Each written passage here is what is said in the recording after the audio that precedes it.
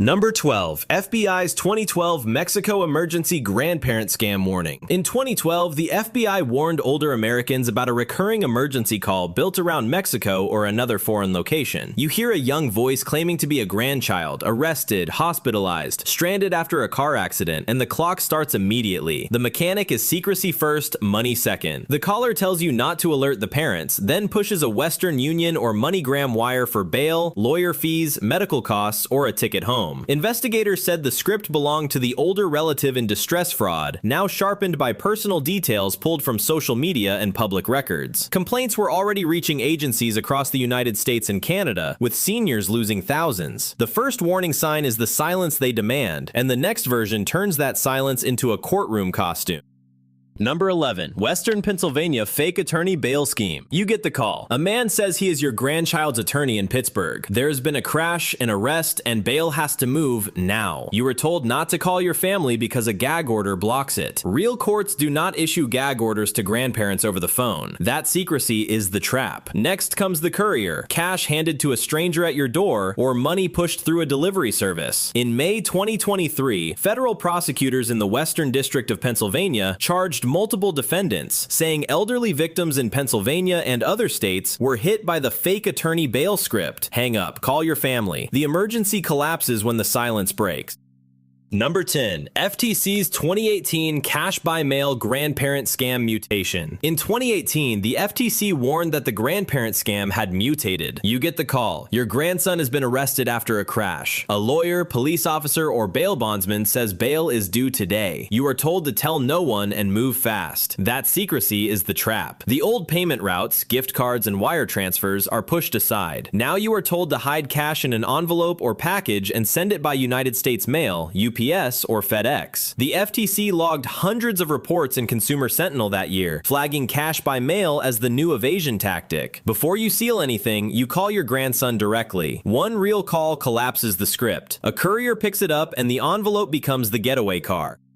Number 9. Maryland Fake Gag Order Elder Fraud Tactic. In Maryland, you get the call that your grandchild has been arrested after a crash, and the case is moving fast. The voice is crying, barely coherent, scripted distress built to short-circuit your skepticism before the next voice takes over. Then a fake lawyer, police officer, or court official says a judge has issued a gag order. You are ordered to tell no one, not your spouse, not anyone who could verify the story in 30 seconds. That secrecy is the trap. The demand is bail or legal fees paid by cash, wire transfer, or gift cards. In 2023, older adults reported more than $1.9 billion in fraud losses to the FTC. Hang up, call your relative on a known number. The gag order does not protect the case. It protects the scammer while your money disappears.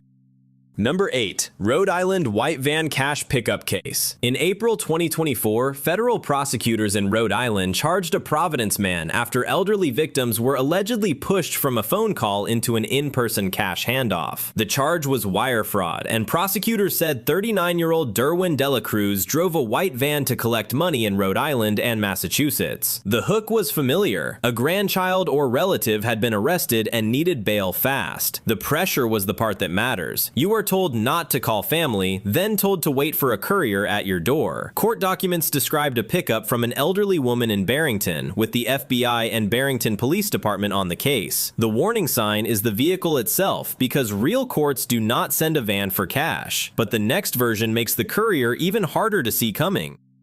Number 7. Western New York Rideshare Courier Scam Warning. In Western New York in 2024, police warned that grandparent scam crews had found a cleaner way to take cash. You get the first call. A grandchild has been arrested after a crash. Then the second voice steps in, an attorney or court officer demanding thousands for bail or legal fees. You are told to keep it secret. That secrecy is the trap. Next comes the pickup. An Uber, Lyft, taxi, or delivery driver sent to your door for an envelope of cash.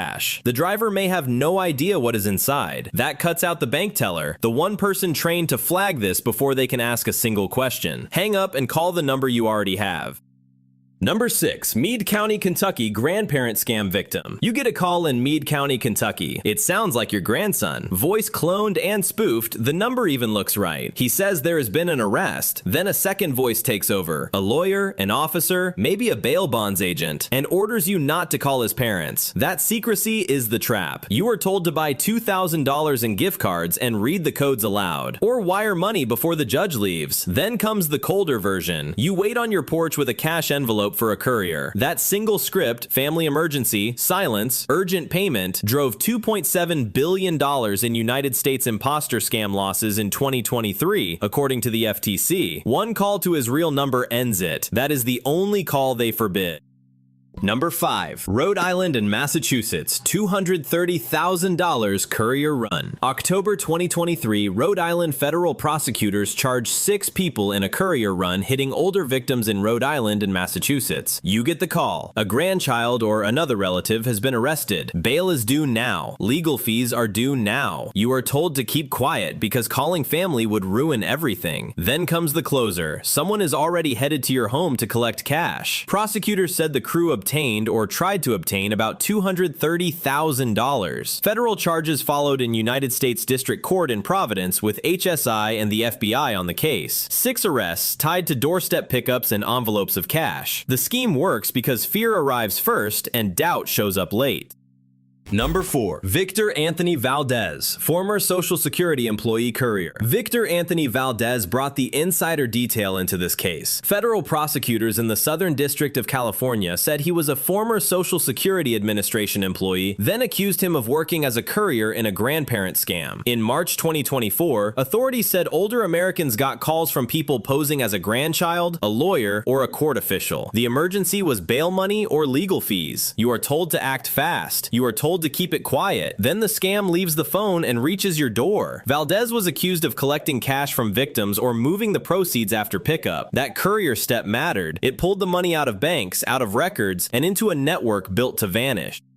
Number 3. San Diego RICO grandparent fraud indictment. In San Diego, prosecutors unsealed a racketeering indictment in 2021 and treated grandparent fraud as an organized criminal enterprise. The case ran through the United States District Court for the Southern District of California, with the United States Attorney's Office, the FBI, and partner agencies tracing a national network. Here's the hook. You get the distress call from a fake grandchild, lawyer, bail bondsman, or court official. A relative is hurt. A relative is in jail. Then comes the pressure. You are told to mail cash through FedEx, USPS, or another carrier to an address the group controls. Prosecutors charged multiple defendants under the federal RICO statute and alleged losses running into the millions. The charge revealed the scam's real shape, a business built from panic.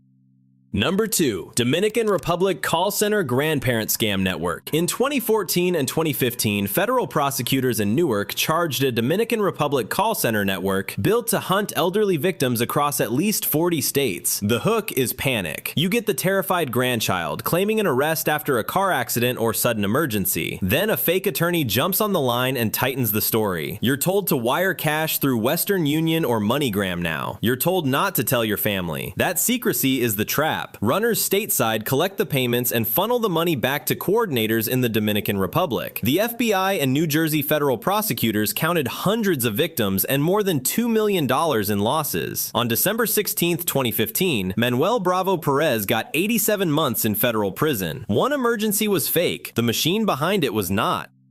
Number 1. Lolitha Hall Uber driver killing in South Charleston. On March 25, 2024, a 61-year-old Uber driver from Columbus was sent to a home on South Charleston Clifton Road in South Charleston, Ohio, and never made it back. The trap had 2 targets, the 81-year-old homeowner, William J. Brock, and the driver sent to collect a package. The Clark County Sheriff's Office said a caller falsely claimed Brock's relative was in jail and demanded bail money, then allegedly used the Uber app to route the pickup. Brock believed the driver was part of the extortion, but investigators said she did not know about the scam and had not threatened him. Authorities later released dashcam video showing the confrontation, and Brock was arrested with bond reported at $200,000. Uber said the trip came from a banned account. The scam did not just steal trust, it weaponized it.